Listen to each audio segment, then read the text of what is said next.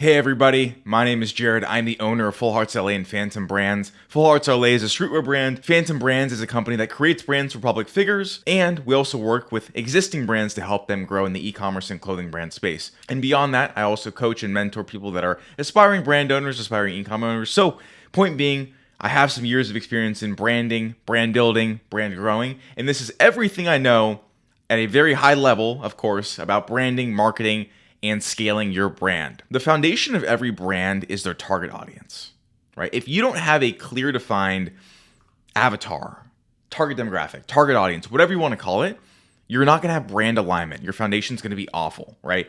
And so when we audit brands and when I consult with growing brands, the very first thing we do is we want to work backwards from our ideal consumer, right? So we want to analyze the foundation of how we're positioned in the market from a design aspect, from a product aspect, from a content, copy, branding. Every aspect of our company needs to be positioned appropriately for our target demographic. So this is at a very high level. Some of the questions you want to ask yourself when you're looking at your target demographic, because you really want to understand them so you can best sell to them and make the most money, of course, and grow your brand in the right way. So one of those questions is, who are they currently spending money on in your category, right? If it's clothing, what are they currently wearing and who are they currently spending money on?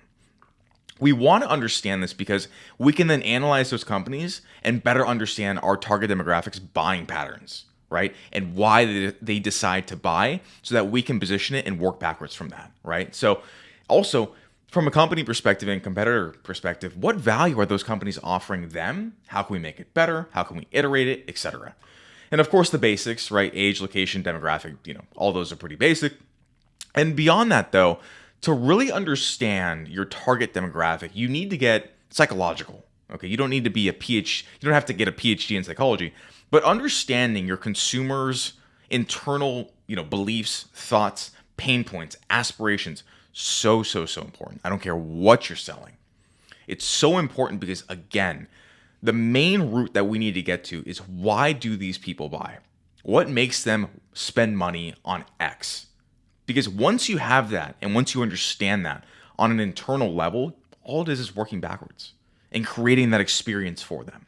So these are very, very important things to understand about your target demographic, your target audience, because it'll help you position your brand, your copy, your content, your product, etc. in a way that will guarantee they buy. Assuming that you have a great grasp of your target audience, now we need to create brand alignment and brand congruency.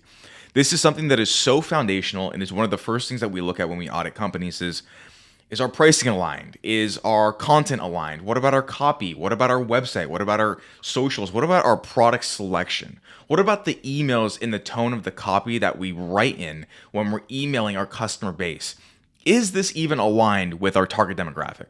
I just did an audit with a brand that wants to target 85K and up, 25 to 35-year-old male. So a relatively elevated audience. And they wanted to go to the market with $35 products. That doesn't make any sense, right? And I see a lot of brands do this. A lot of ecom brands get into this trap of seeing something work on TikTok Shop or whatever that's very low priced and they're selling a ton of volume and they think, okay, I need to do that. You actually need to do what's best positioned for your target audience. So if you want to target those people, it's not going to work.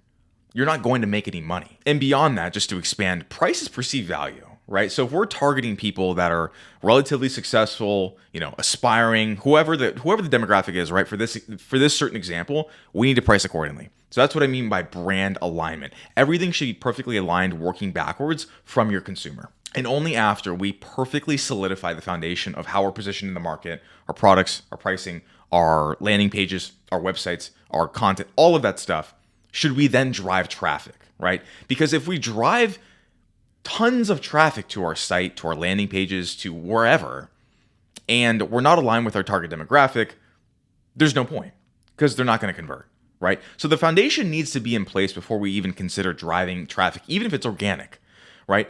But let's assume the foundation now is set. We obviously need to drive traffic. So obviously there's a lot of ways to drive traffic. And I'm just going to go over the three big ones today at a very high level, of course, right? How we audit paid media is we go into a deep dive on analytics for bottlenecks, right? There's multiple stages in running paid media. There's your targeting, there's your content, there's your copy, there's your landing page, and there's that entire customer experience, right?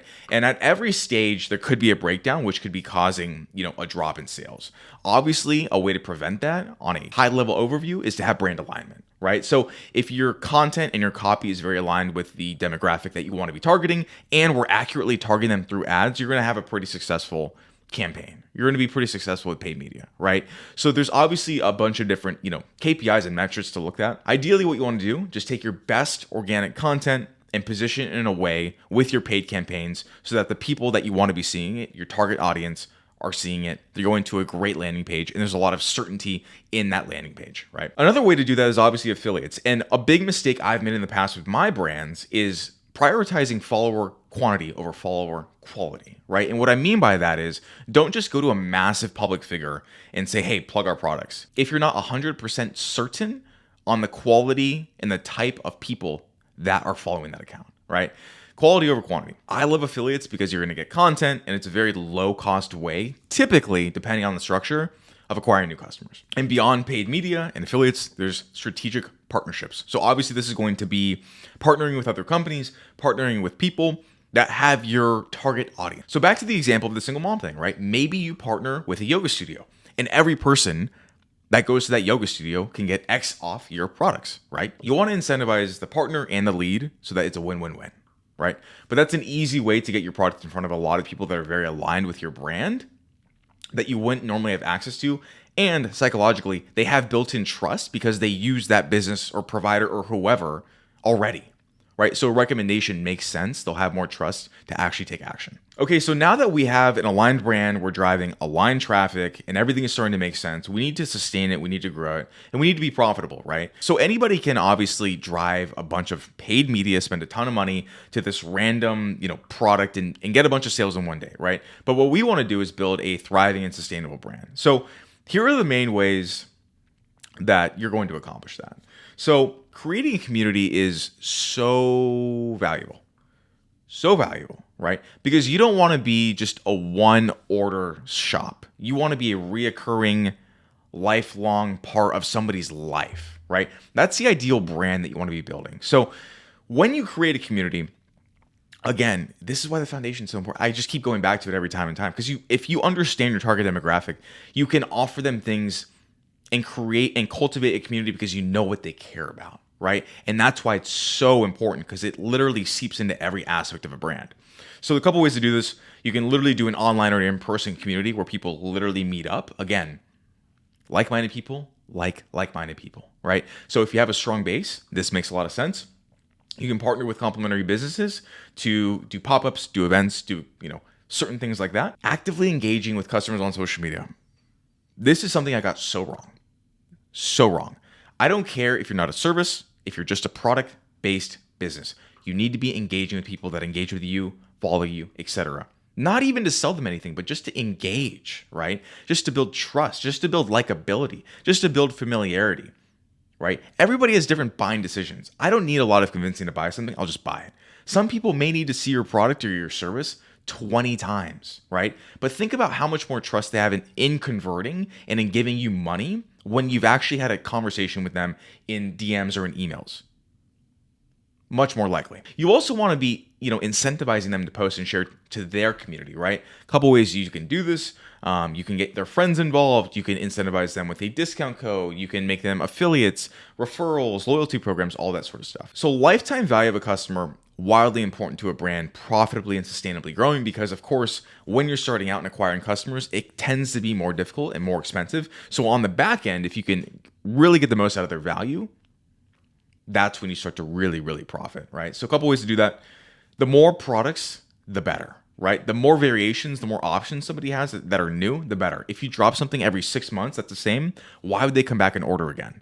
There's not much inclination if it's not something that they're repeatedly using and need more of, right?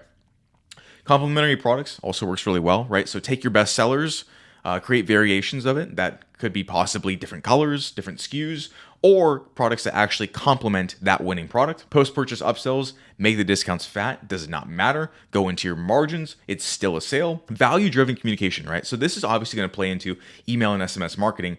But what I see a lot of brands doing with their email and SMS is just pumping promos, right? Pumping promos, which as a product-based business, you would think that's the only way to communicate with somebody. It's actually not, right? And another way you can position your communications through email and text is through giving a lot of value too, right? So let's use clothing brands, for example. You could talk about how to style. You can talk about where to wear it. You can talk about how to wash it, the care instructions, all of these different things that provide genuine value and that's interesting to them.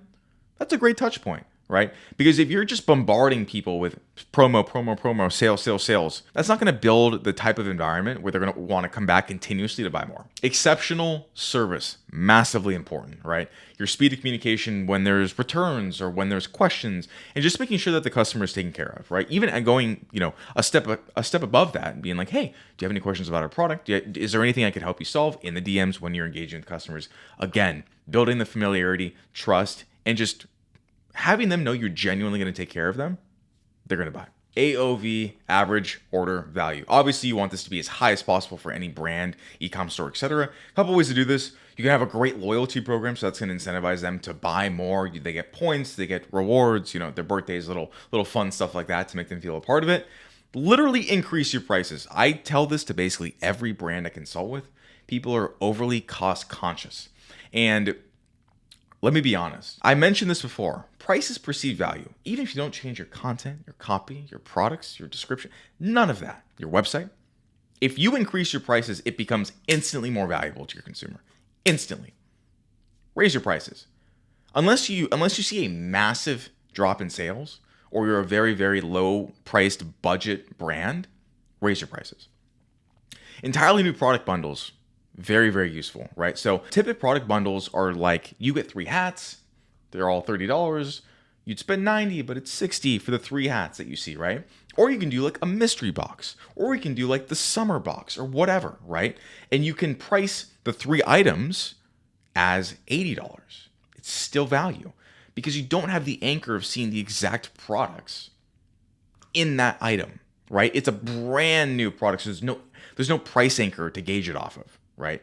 More profit to you. Increasing conversions, obviously the name in the game, right? When you're running online traffic, you need people to convert. So here are a couple ways to do that.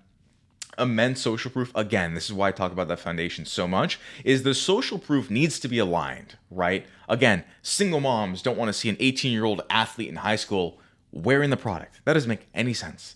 The social proof won't matter. So aligned social proof is massively important.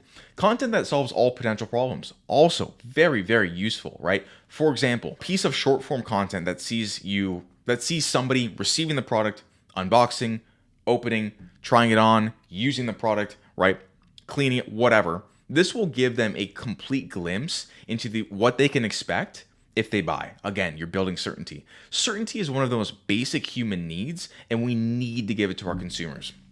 Reviews, certainty. Guarantees, certainty. Free, easy shipping and returns, certainty. Brand information and transparency. Where you come from, shipping rates, how the product is made, who's the owner, who's the company, certainty. And video content is also fantastic. I'm not saying you need this for every single product, but video content to talk about who the company is and all of that sort of information. Again, familiarity and certainty. I made so many initial costly mistakes growing my brand because I didn't have a mentor. I lacked so much information. And that is the key to growing a profitable and sustainable brand is listen to videos like these. Hire mentors, hire coaches. Be around people that have done it so they can guide you in the right way. It's going to accelerate your progress so substantially, right? And I'll leave you with the most important aspect of this video, which is understanding your consumers. It's why Jeff Bezos built a conglomerate with Amazon, because he could see pains, wants, and needs, predict them that the consumer didn't even know they had, and deliver it to them, right? And you should be able to do the same for your target audience at a very high level. So understand your target audience to an insane degree, right?